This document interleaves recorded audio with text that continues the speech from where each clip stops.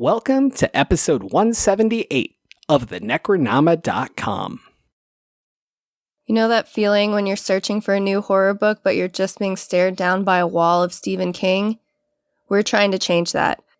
We're Butcher Cabin Books, a new horror-focused bookstore giving shelf space to indie horror writers. Don't worry, we still carry King, but he's quarantined to his own section.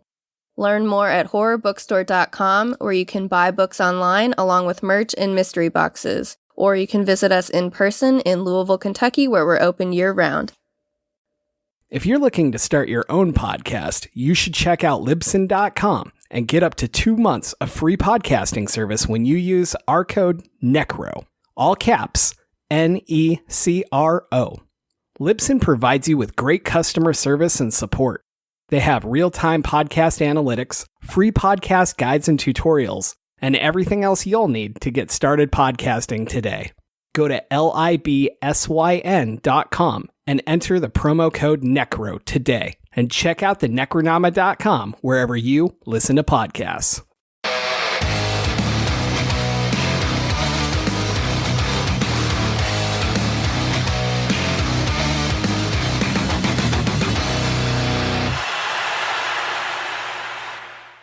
I am James Sabata, horror author, screenwriter, co-host of the podcast you're listening to right now. And this movie just reiterates why whenever there's a worm in my apple, I just bite its head off and continue on my way. It's like Ozzy Osbourne, but not. And I'm Don Guillory, author, historian, educator, co-host of the podcast you're listening to. And I can just see Foucault everywhere here. And everything is a prison, top to bottom.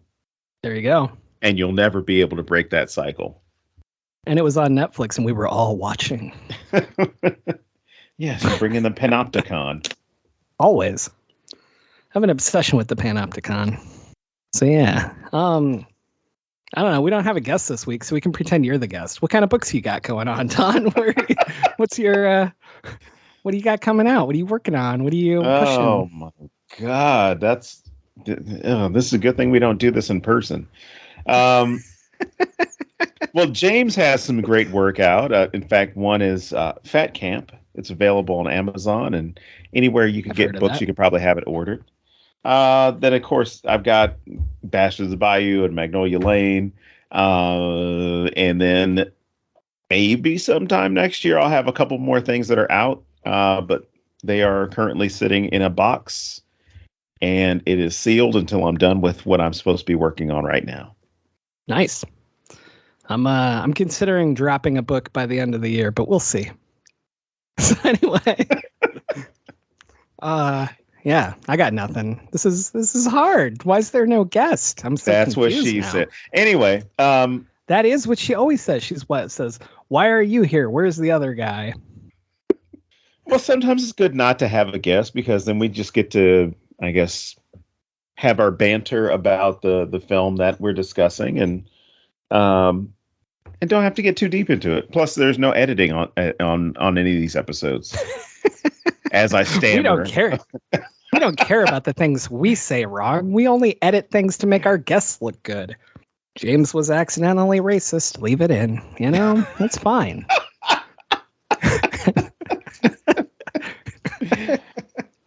No. So I really said that to segue because as much as I want to talk about this film, I know you've been talking to me about an overarching theme of representation and all of that. And I just want to really get into that first. That way, if people get bored and they run away, at least they heard the important part. Well, hopefully they did. Well, no, what got me was, one, I'm looking at the film and you have different characters that are coded in different ways. And I don't want to say this. I know it sounds kind of weird and whatever, but I have, when it comes to Marvel movies, I've been, I guess, abused in a way because you get so used to waiting until the movie's over. And then there's going to be something else that's that. So it's like Pavlov's dogs, where it's like the credits start rolling and you sit right there. And I say that because with this film, I wasn't prepared to, keep watching the credits roll by. Because I just figured the movie was going to end, and it was gonna go to, you know, the lighthearted music, or, you know, kind of the dark, spooky music, but no lyrical music. And it was just going to roll into who the voice actors were, who the directors were, you know, animators, whatever. Sure, the usual. And I couldn't do that with this film because this is a Black alternative movie. And that has to deal with the main character, Kat, as far as the way she presents herself when she arrives at Russ Bank Catholic, to where she puts her piercings back in and she does kind of a punk rock skirt. The film allows you to explore punk music, hard rock music from the 70s and the 80s and even the 90s. And I think there was some more recent stuff in there as well. And I know James is waiting for me to say the thing that pissed me off about the movie, which was when it got to Living Colour's Cult of Personality. I was sitting there because that's one of my favorite songs, but there is a certain professional wrestler turned MMA announcer who started using that song and, you know, kind of ruined the connection. It ruined it for me as far as being that special. Now, I will say, when that hit, I literally went, "Oh shit, here comes punk." Pipe bomb. But that song for me, like in 89, 88 or 89, when they were on the Apollo's Showtime of the Apollo. I can't remember if it still comes out now, like syndication or anything. But they showed up and I was like, holy shit, I love this music. I love this sound, right? So I listened to some of their other stuff. They were on the soundtrack for True Lies. I can't remember what song they covered. But they were around for a while, so it was one of those things where it's like, wow, this is actually different than what I'm kind of told I'm supposed to listen to, or the type of stuff I'm supposed to get exposed to. And there was a huge Black alt scene, even in the 70s and the 80s. It wasn't one of those things that was, when we look at it historically, it wasn't, you know, white guys with mohawks or you know, white women with big, you know, different colored hair or anything like that. It was a racially inclusive place. So by using that music and that look, they're reinforcing the idea that people are here. Like, people have been erased as far as their presence, or they haven't been included. You have a musical genre that has been highly inclusive since its inception. And now you've got a film that's demonstrating how inclusion actually works. You have Kat, you have Siobhan, you have Raul, and you're getting a child from of mixed ethnicities. You've got a young Black girl. You've got Raul, who was transcoded, because it's never confirmed that Raul is, but it's very clear from the way that the character's coded. You're now giving a little bit more insight as to what people are dealing with in their daily lives when it comes to seeing themselves represented in something. Because I know, other than a few sitcoms or ways to make it a joke, you had men that dressed up as women, you know, television shows like Bosom Buddies, and routinely you would have that type of presence or presentation, but it wasn't authentic as far as demonstrating that trans people exist, queer people exist, and these people should not be put into the background to make you comfortable.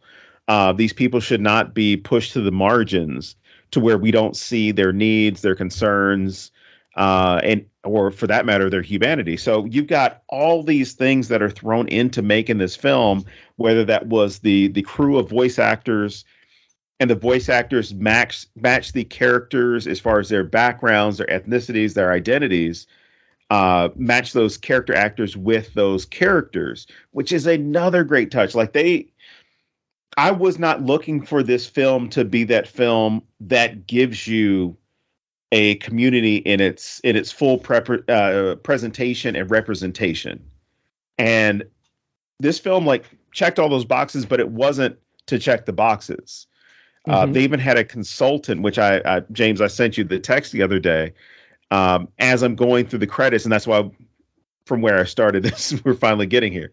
But the idea that as the credits hit for this film, I wasn't expecting, a mid-credit scene or end-credit scene or anything like that.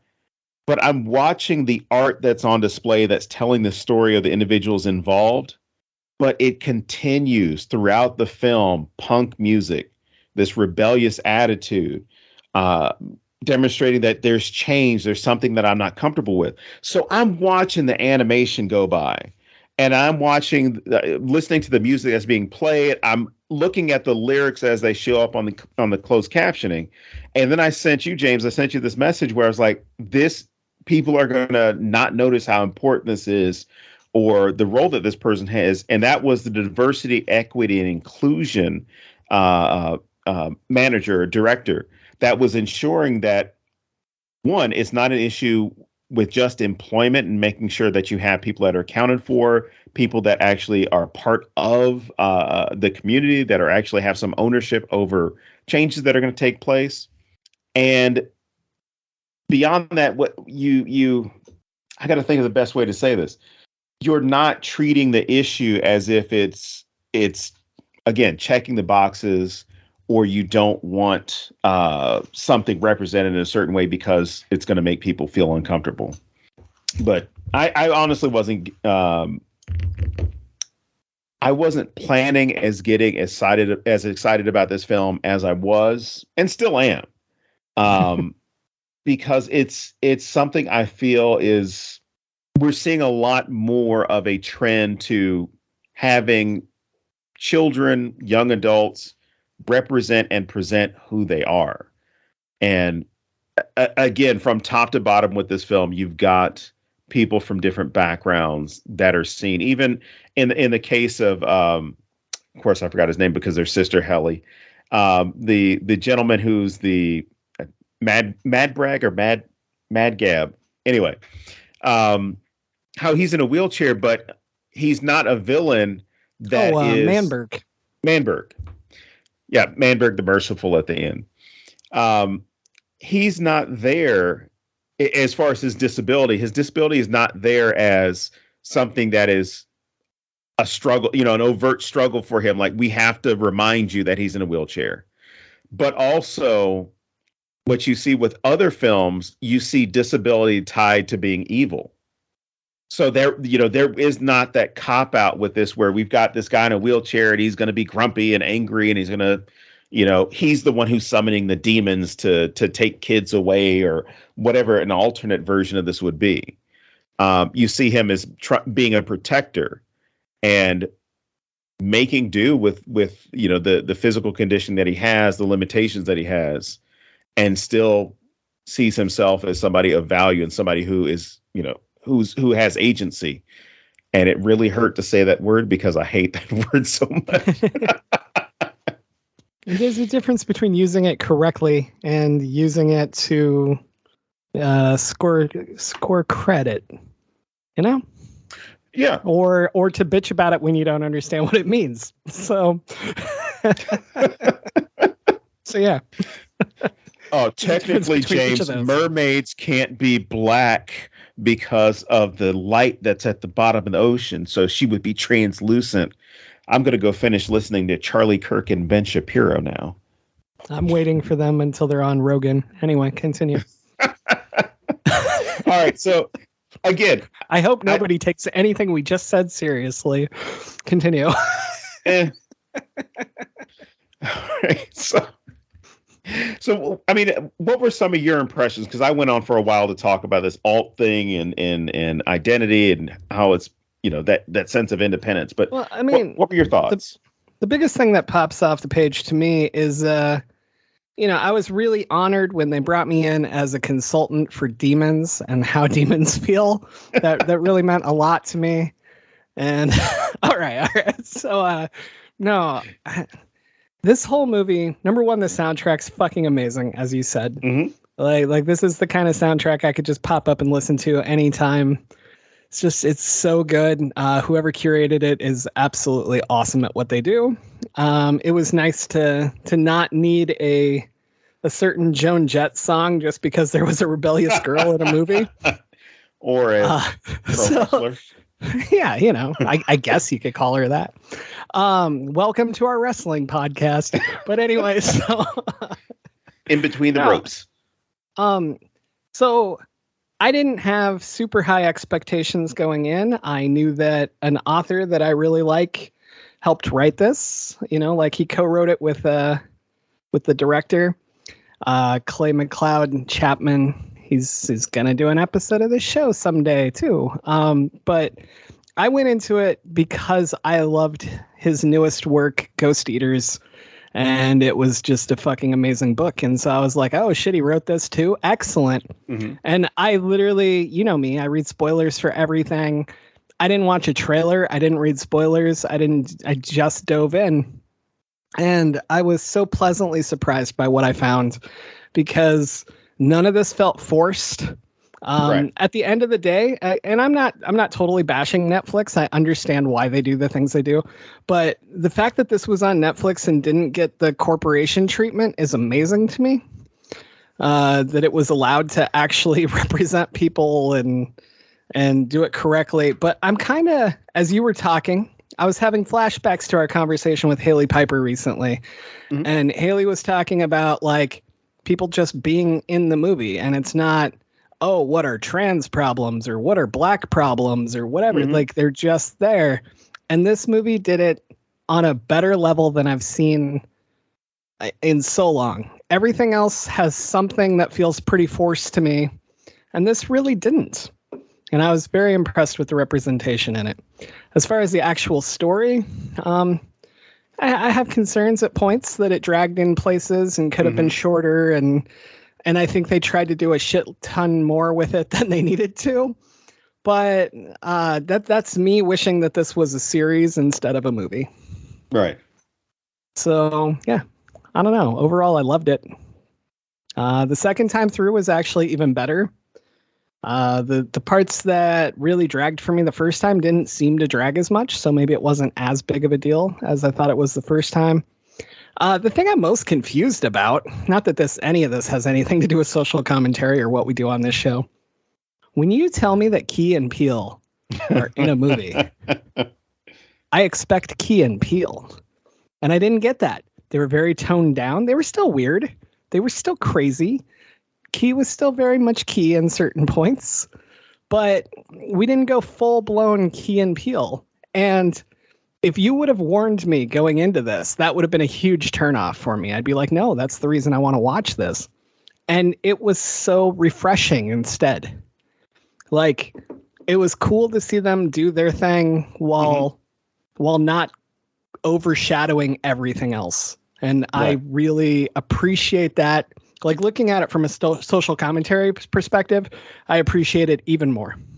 It's the latter. As far as we made it up, we're going to hold the ladder for you. We're not going to kick the ladder down and then tell you got to go, work twice as hard as we did to get to the spot, which is great, because when you're putting your name on any of these projects, whether it's like a TV series or a movie or kids film, something like that, that there's going to be a certain group of people that are going to want to see it, and being able to support somebody when you don't have to. I mean, you've got, wherever you happen to be within that field, but you're doing it because you know that someone else is going to need that leg up or that hand up to help them get to that same spot.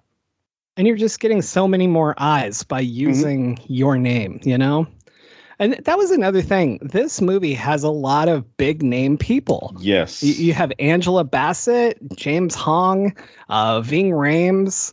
I'm sure there's others that I don't know as well that people know from other things.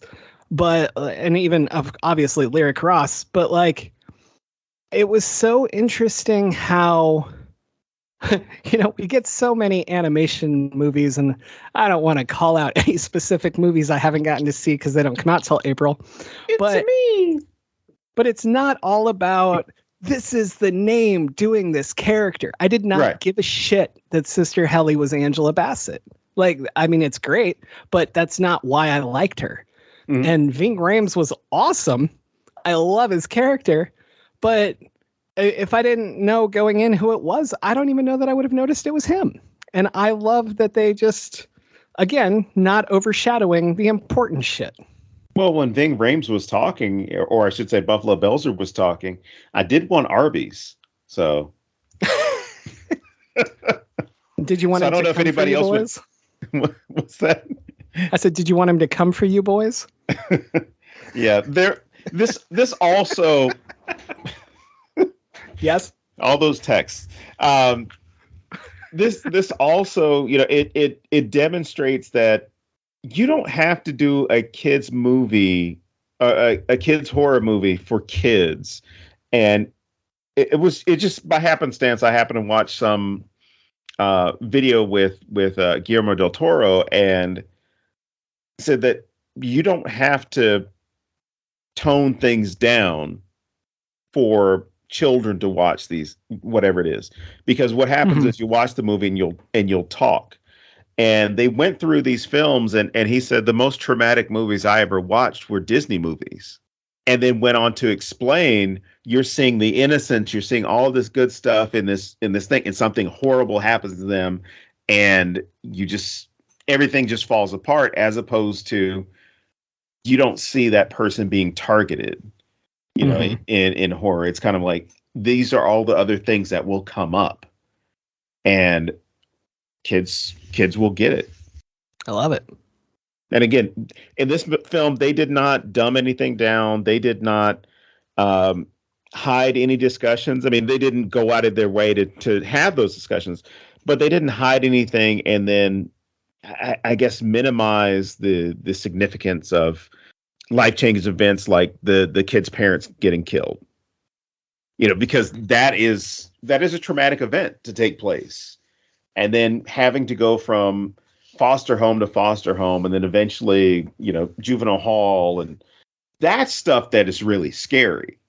And that's stuff that people can actually see and understand is not as scary to watch, as opposed to something that you're taught is good. And his mom gets shot. Oh, there's a fire. And then you're just basically, gonna be traumatized like everybody else from my generation when I see this film.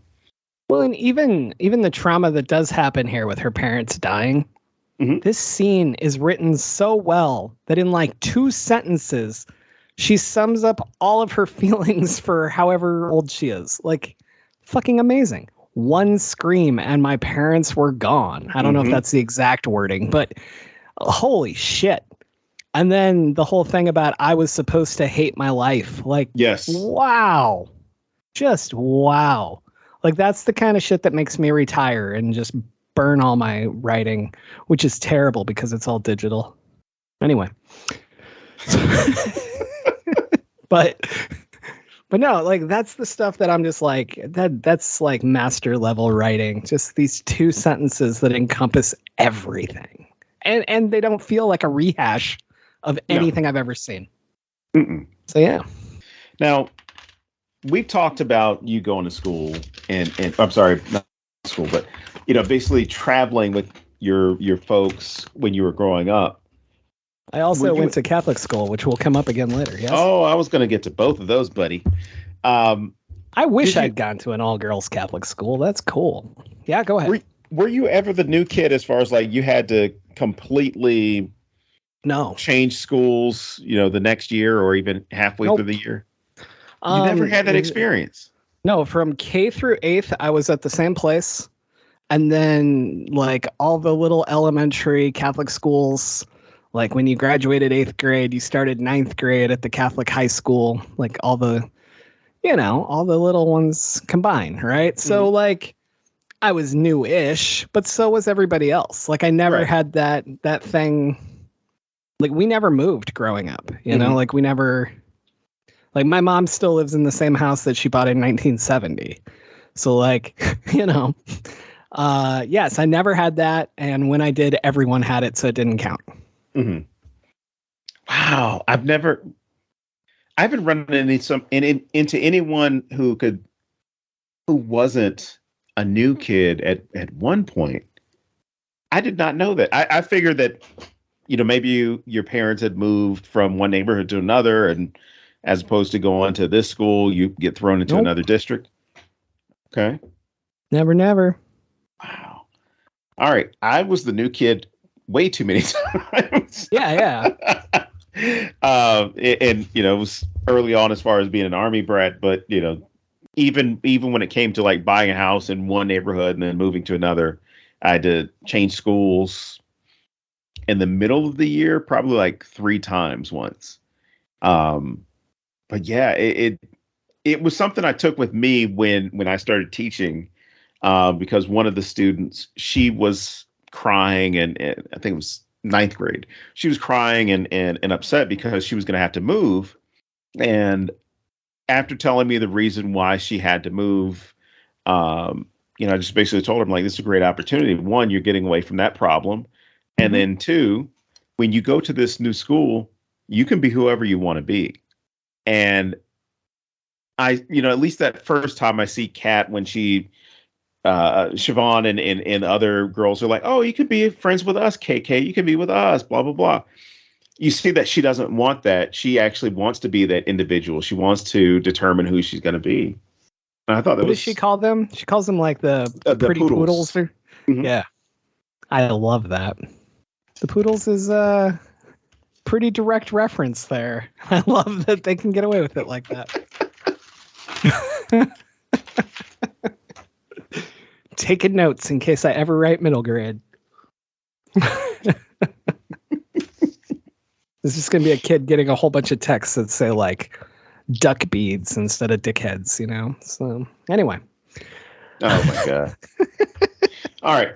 Now, you also went to Catholic school. So I did. I mean, I have a lot of exes there. Most of them are still priests. Not all of them. Some of them got defrocked, but not in the way they wanted. All right. So James, you went to Catholic school, and welcome to my trauma therapy session. Yes. Was this a close representation to what it was like, or, what was it like? I don't feel like mine ever fit in with any representation I've ever seen. Like, you always see like the nuns with the rulers hitting people, and we didn't have that. And I don't know. Honestly, it seems like it was pretty normal, like pretty much like a normal elementary school. The difference is I had to go to mass every fucking day, 5 days a week. Like, that was fucking stupid. And then we had religion class because you need something to suck up another hour of kids' time and not let them learn other stuff. Wow. So when you look at it, I spent 2 hours in religious shit instead of things that could have helped me in life. There you go. Oh my God. But no, I never had like the like none of it was like any representation. I never had the misconduct. The closest was a priest that liked to give everybody back rubs, but it was always like the girls, a little creepy. Mm-hmm. And he did legitimately get defrocked later for hooking up with like a 17 or 18-year-old. So who knows what kind of damage he did. Outside of that, it was pretty normal. Sorry for the boring answer. I did get worried. And of course, I wrote down corruption everywhere. But early on, you get a good idea of how systemically corruption's everywhere, right? So corruption brought the town down. It's Rust Bank. Businesses dried up. A lot of things happened. What did they expect naming their town Rust Bank? Maybe Shiny Bank was taken. Maybe. But just the idea that there's corruption as far as what's going to be made, who's going to be working there, what benefits they're going to be to actually working these places, in the church itself, or even in the underworld, the corruption as far as those with power taking advantage of their power over those who have no power. But it was good to see that, and this is me being a former Catholic, and this is somebody on the outside looking at the way religion is structured, but seeing how religions themselves have basically become businesses, and a lot of people have not recognized that it's the same level of corruption you're going to find in the corporate world you're going to find within the religious world, if not more. And the fact that, you know, Reverend, that Father Bess, what a name. Well, yeah, he was going to sacrifice them so he could actually get the money to save the church. Kind of like, you know, you're harming one to save others, and then you realize that it turned out for naught because they basically gave you monopoly money. I mean, which gets into so many other things, because you had these company towns for like mining, whether it was copper, iron, coal, whatever. You had company towns that designated that, you know, you were going to get their money to spend within this area. Which again, I find it funny considering what happened to Bitcoin and all the crypto things. All the money that has been lost there, realizing that it's worthless. What? This comes as such a shock. I'm actually surprised that Walmart hasn't gone to their own currency for their employees. You know, work your shift, get a check, take it up to the cashier. Yeah, maybe get a sandwich. Maybe. If you're a supervisor. Today's episode is brought to you by Walmart. That'll never fucking happen. And, yeah, that and Chick-fil-A. But you know, you've got the school to prison pipeline here, to where you've got people that are making money off of having people incarcerated. And the thing I wrote down about that part was, basically capitalism. But yeah, that sounds right. Yeah, here it is. So this whole idea that was developed, and I know in Texas it was an issue because it was exposed, I guess now it probably was like 10, 12 years ago, that places like Florida, Texas, and California, I believe. No, I'm sorry, not California. They weren't included. Arizona. The places the places that allow. That's where I live. I know it's might be warmer there. Considering you guys don't have a governor yet, since Carrie Lake still thinks that she's a governor or got elected. And no matter when you listen to this episode, even if it's 5 years from now, Carrie Lake will still be wondering if she won the election. But those states that allow private prisons, the contracts that they drew up with the state legislature determined what percentage those prisons were going to be occupied. And in some of those cases, they got bonuses for overcrowding the private prisons. So when, let's just say the limit was, hey, we got to have 80% of the beds full in Acme prison in Texas. If it drops below that percentage, the state would get a fine for violating their contract. And so it was remarkable to see that these private prisons themselves can play with the idea of privatizing, where they're driven by stock prices. They're driven by the contracts that they make with state agencies, or in some cases, federal agencies with HHS and ICE, getting privatized facilities to serve a public good, as far as whether we're talking about immigration or we're talking about incarceration with rehabilitation. There's no incentive for these private companies to come in and, you know, hey, we'll make sure that these guys can eat, or we'll make sure that these guys can, I don't know, have heat and air conditioning when they need it, so they're not, you know, cooking in a very humid area. they're not going to care about having reading programs or healthcare or anything like that. It's going to be profit driven, and you're going to make the cuts where you want to make the cuts. And who cares if they want to call home? We'll just charge, as opposed to 10 cents a minute, we'll charge $2 a minute. Mm-hmm. So but we'll also have a contract with Victoria's Secret to make their panties for these people who are making it at 12 cents an hour. So it just made me think about everything that's set up to keep people in this cycle. So when they're talking about breaking the cycle, I'm like, it's not broken because so many people are wrapped up in this version of capitalism or in predatory nature of the way a lot of this stuff gets conducted. And it's going to be hard because, especially if you happen to come from in Kat's position, a broken home or an orphaned home, right?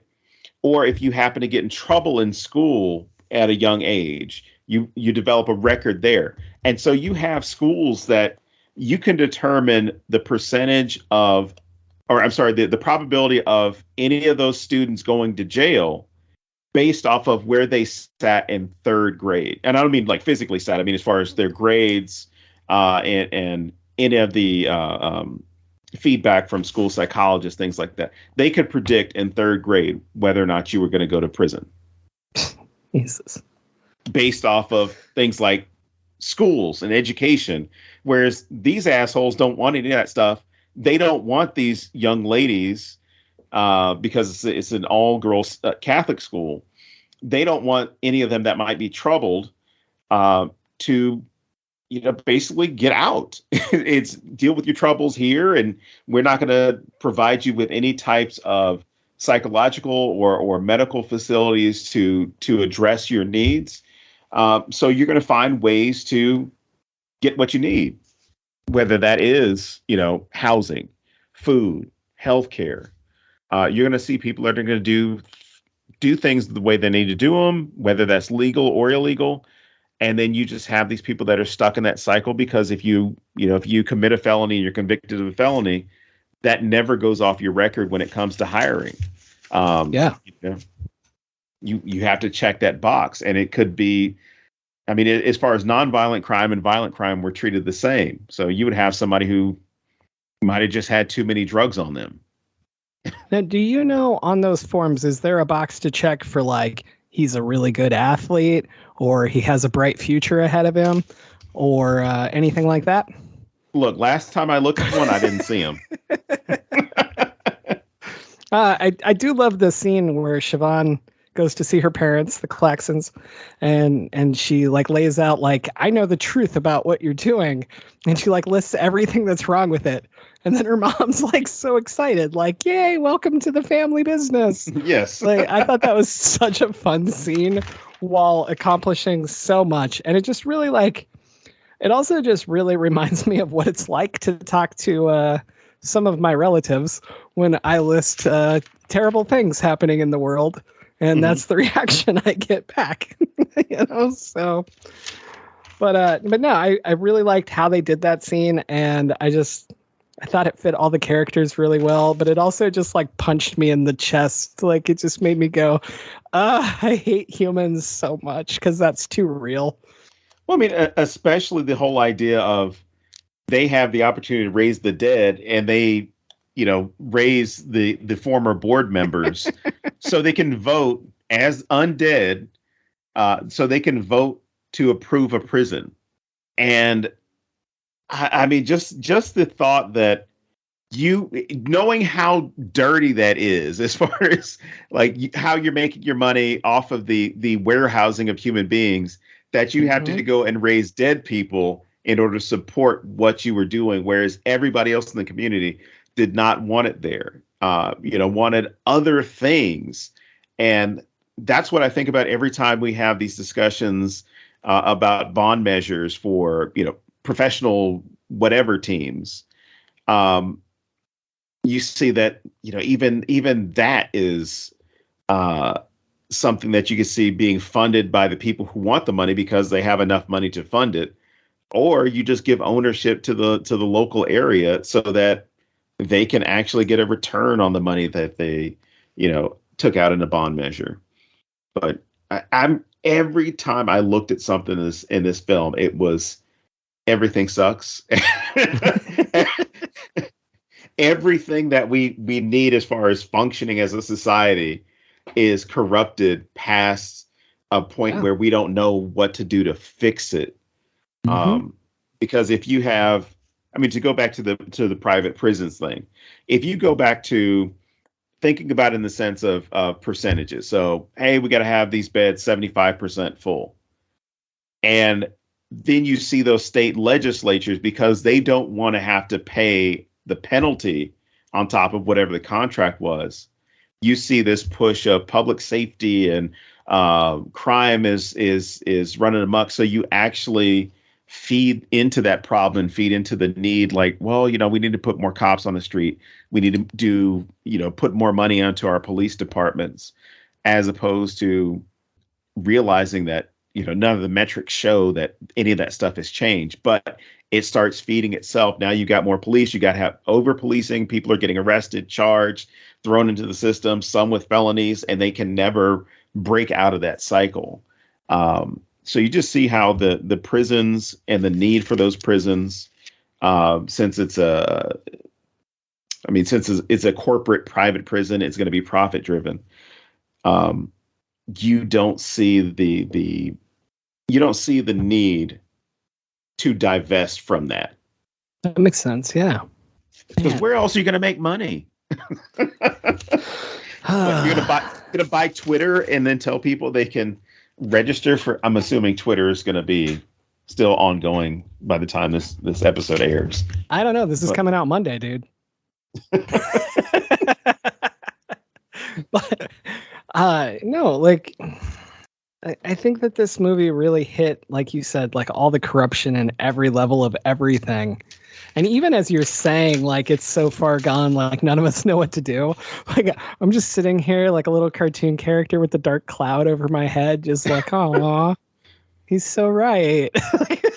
I don't know. Everything just sucks sometimes, but no, it is what it is, I suppose. But I'm fascinated by how easily they took all these real life things and put them here. Like they managed to incorporate dead people voting, which I don't know if you know this, but some people claim that happens a lot. So I don't know. It's just amazing to me.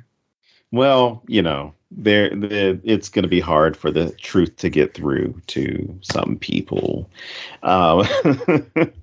Just as at points, it seems as though it's tough for any of the characters, whether we're talking about Wendell and Wild, the personal demons, or we're talking about Kat, whether we're talking about Sister Helly, you have these moments where, I don't know, they kind of face whatever that trauma is that they had, as far as not knowing the direction they needed to go, or letting go of that guilt, letting go of the way you may have felt or felt you were treated.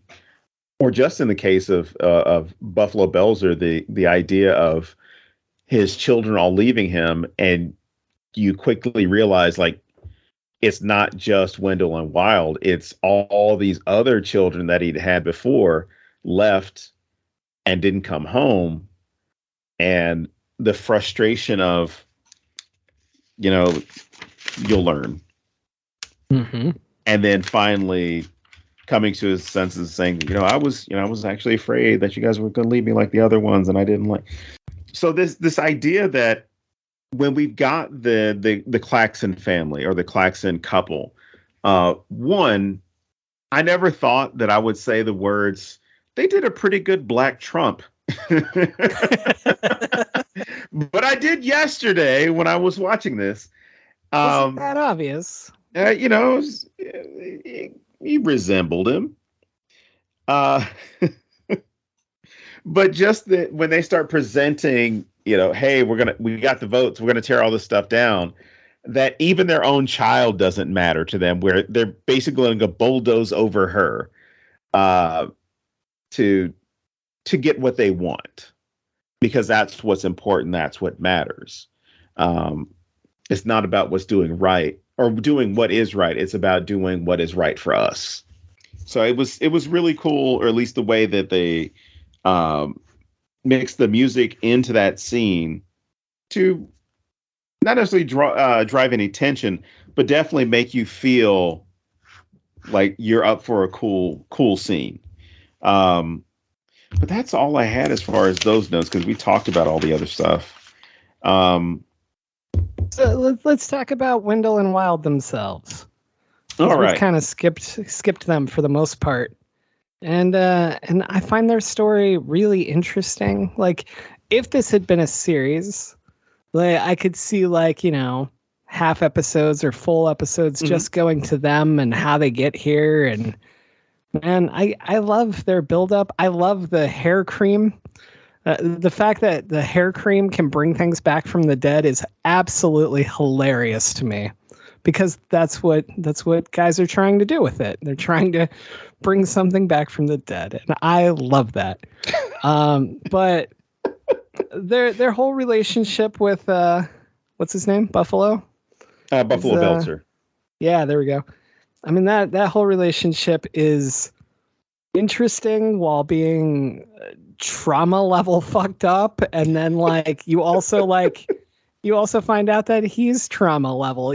Like, it's such an interesting cycle of trauma, and also just like all these like boundaries that they each have. And I don't know, man, like, I really enjoyed their relationship, and I know I said at the beginning that I was glad it didn't overpower everything, but I would have liked a lot more Wendell and Wild in this movie.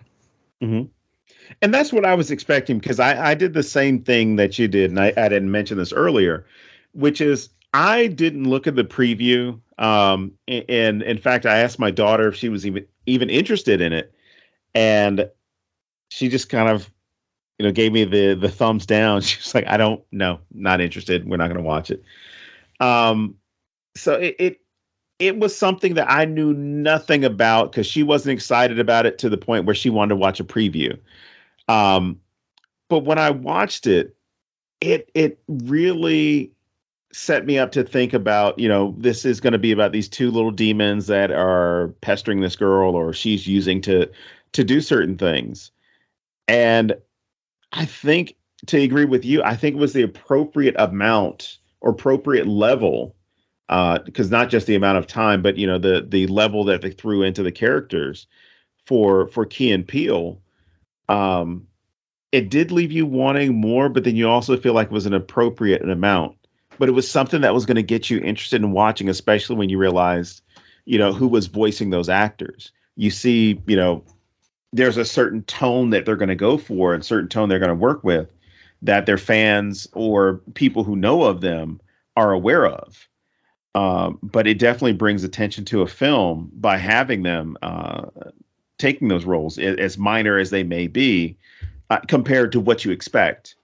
To bring attention to a film like this with people who might not have gotten any attention. But I've seen TikToks, I've seen a few discussion boards, tweets, and it seems as though there's a good number of people who are spreading its praises through word of mouth, or just sending links, or clipping a small scene of it.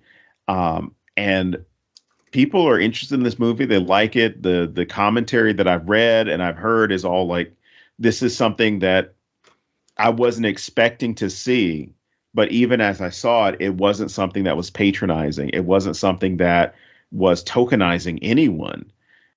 It was better representation than, I shouldn't even say a better representation, because I cannot recall a scene or a film on the level that this film includes people of different backgrounds, abilities, identities, where that's not something that I would have seen, despite, when I mentioned when it was done in a comedic way, it wasn't done as far as people who truly identify that way or people from different backgrounds, it was typically, that was what was the joke was, the fact that we're putting a guy in a dress.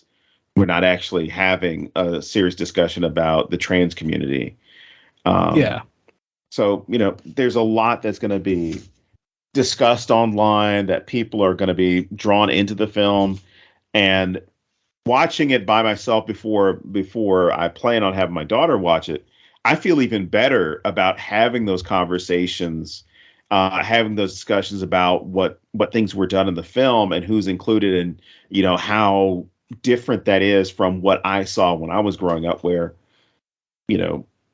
you would see people of different backgrounds on Sesame Street, but you tended to not see them in commercial television.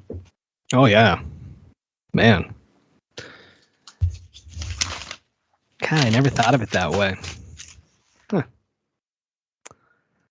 Look, I'm going to get a couple of reactions from my daughter when she watches it. And one is going to be, Daddy, why does that guy look like Donald Trump?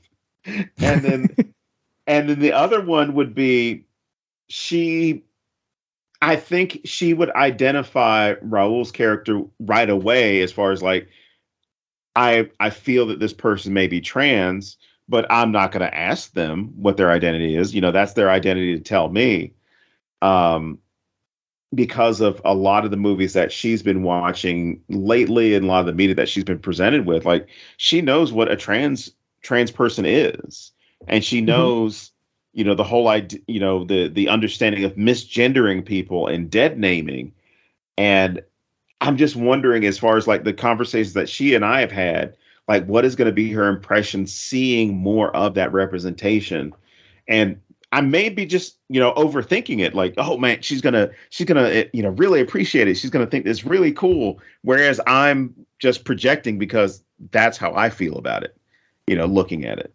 So I just want, I'd love to see that she has that same sentiment, that same reaction. So, and we've talked a lot about corporations and capitalism and corruption, and we touched trauma a little bit. I think one of the biggest themes that came out of this for me that I was not expecting was forgiveness. Yes. And I have this friend from many, many years ago who once told me that, and I'm going to fuck this up because I don't remember the exact quote, but it was basically, forgiveness doesn't mean that everything's fine. Right. It means that you're making peace with where you are and you're moving forward. And it's coming with you. It's going to be there. Sometimes memories will kick in and you'll have a shitty moment with it or whatever. But forgiveness is that active decision to move forward from whatever it was. And sometimes that's other people. Sometimes that's you, whatever. And I loved how Kat just encapsulates that. Like she literally has to make peace with what happened. Right. And move forward, but it's not going away.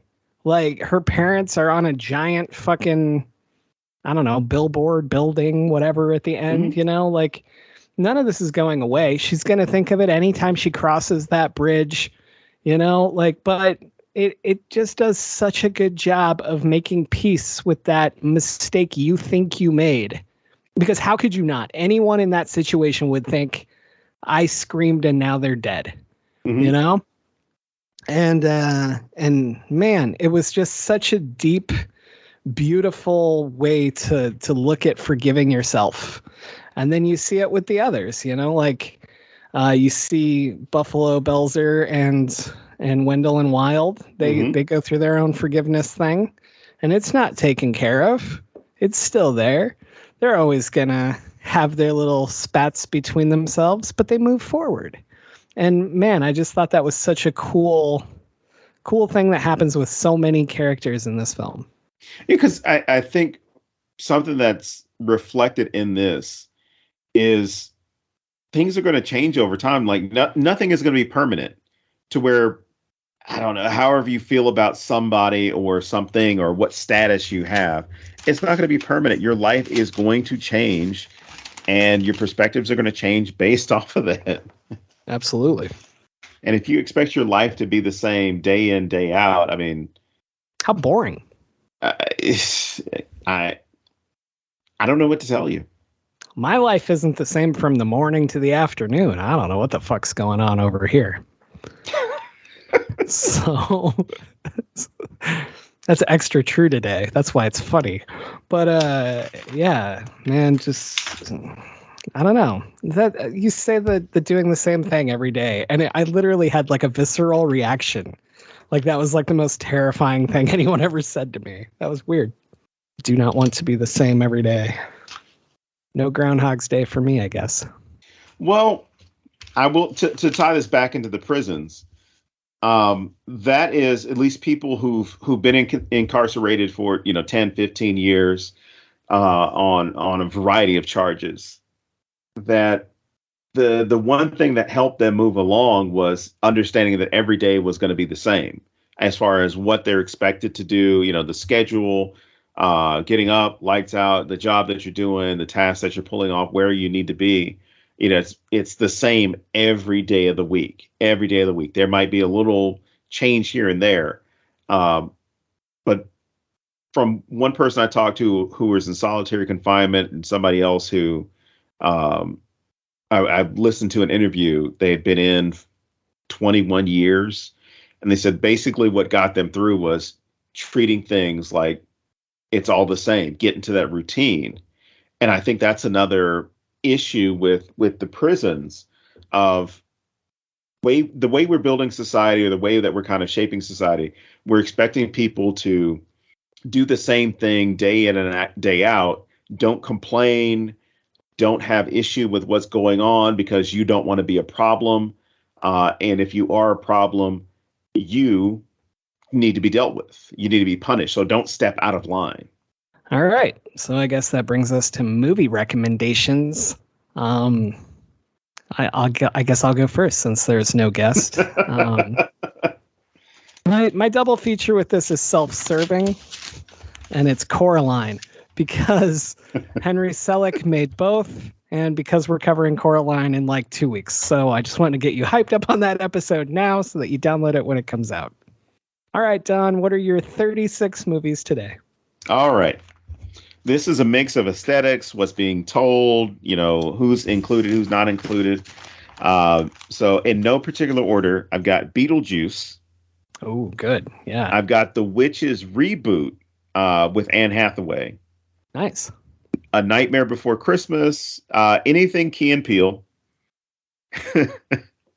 Because I had a few sketches that ran through my head as I'm watching the two of them.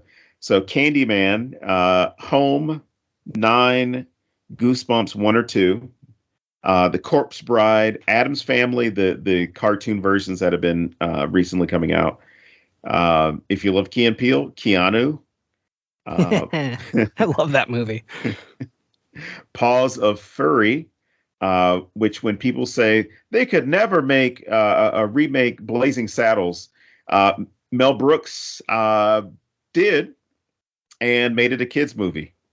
There you go. So you can almost watch the movie shot for shot.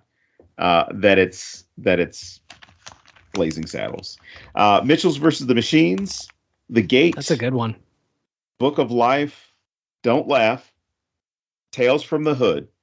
No, I think that would go really well together. And then, last but not least, a documentary called 13th. I believe it's still on Netflix, and it talks about the mass incarceration and the ways in which some people milk the system in order to get billions of dollars in government contracts. I find that hard to believe. That would never happen here. Anyway, I suppose we'll wrap it up again for another week. Unless you got anything else. You got anything else? Oh, no. I got nothing. You can follow me on Twitter. Never mind. All right. So, as always, I am James Sabata. And I'm Don Guillory. And we'll see you here next week on the Necronama.com, as long as Elon Musk doesn't buy the thing and kick us out. If that happens, I got a backup. We'll be living on an island, having a great time. It doesn't fucking matter.